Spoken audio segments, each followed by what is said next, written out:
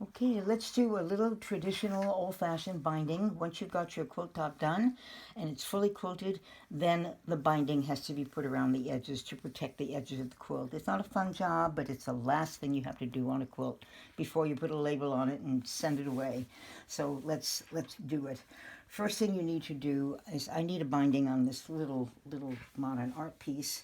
So let's play with this. First thing to do is to cut your binding, and I always cut it 2.5 inches wide.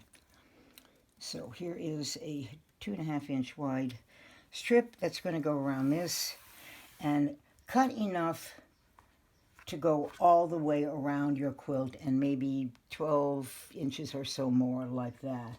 But first of all, you may not have enough to go around with one length of fabric. You may have to join it.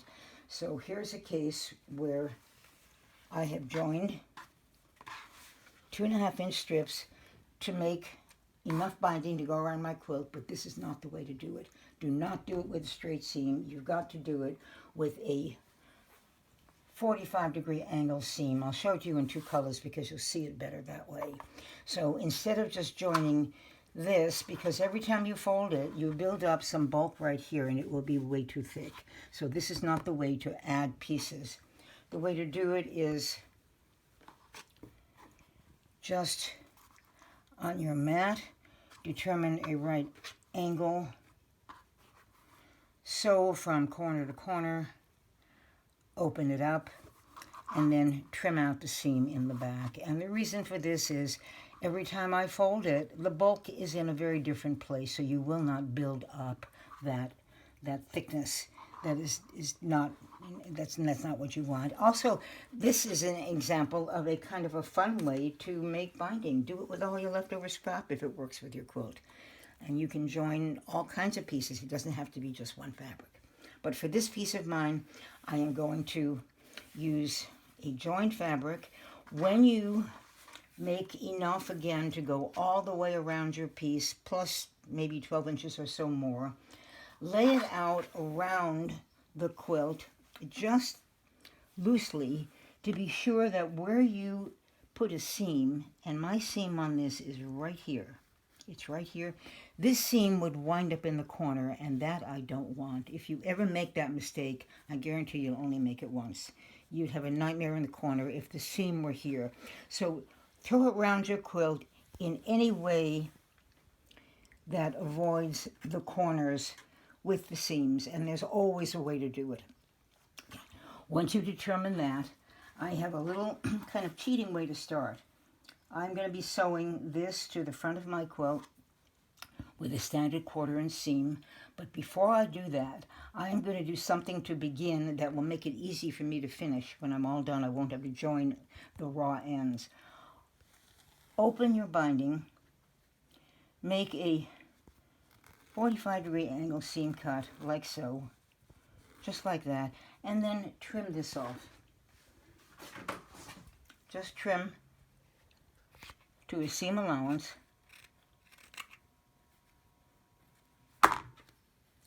and turn it back. Oh, this is not a good example, but I can show you here. When you come round to where you started, you will have a little finished place to tuck in the end of your binding, and you won't have to worry about joining two pieces, which is a little bit tricky to do. So again, I can show you very briefly. I sort of messed this one up a little bit. Just open it up, make your fold, and that turns in a way that leaves a finished edge at the beginning. When you come round, you tuck this in, trim it down. This will be trimmed down also, and you won't do anything more. Done. Okay, so let's pretend that we have started here. I put a couple of pins in just to get me to the machine. And let's come to the machine.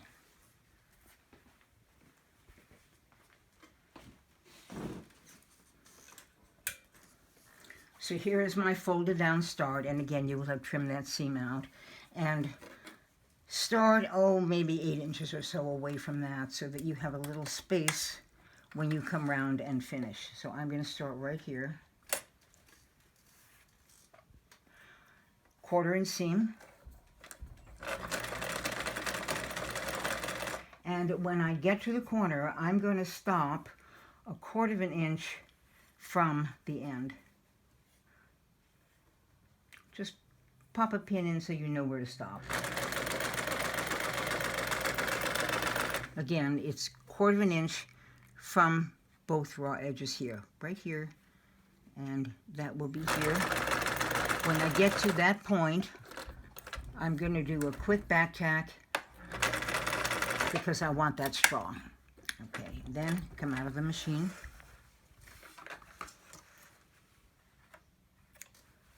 And turn in the next direction that you're going in and take the rest of your binding. You stopped here 1/4 inch, you back tack to make it strong, and fold this back away from you in line with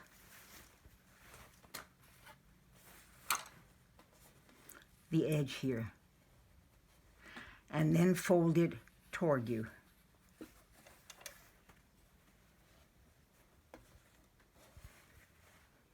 So what you've done again is you stopped, you fold away, and you fold towards you. And usually that fold is right at the edge. If your fold is too high, your corner will be dog-eared. If your fold is too short, your corner will be rounded. So you want to be sure that that comes right up to the top edge of your quilt. I come down, and from the top, come down a few inches, and at this point I stop and just take a look at it, and you can see that what I've done is created a corner that when I turn it to the back will be mitered. Hard to see right now because it's in the machine, but I'll show you that in a minute. And then all the way around, all the corners are done the same way.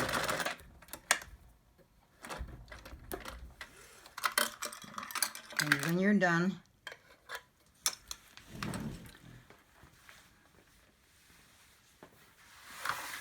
it's coming back to the machine.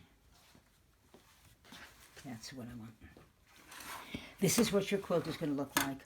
All the corners have been done the same way.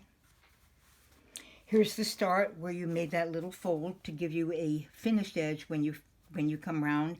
Tuck it in, trim it, and you are now ready to simply turn these to the back. And this has to be done by hand. On the old-fashioned binding, there's no way to avoid doing that by hand, hem stitch all the way around, but it's the last thing you have to do on a quilt, and when you're done, you're done. When you get to the corner, you might need to trim a little bit of the batting out, but if you turn to the back, you should get a nice, neat, mitered corner. You might want to tack that down when you're done or not, depends on how it looks, but that is what your corner will look like. This is a technique that I call simply fiddling with. Again, when you turn it, sew it to the back, tuck that down with a needle, a stitch or two if you want to. If it looks good, don't bother. And that's it all the way around the quilt. And that's old-fashioned traditional binding. In another video, I will show you how to avoid doing this. But for now, this is how binding has been done for the last 200 years. And that's it.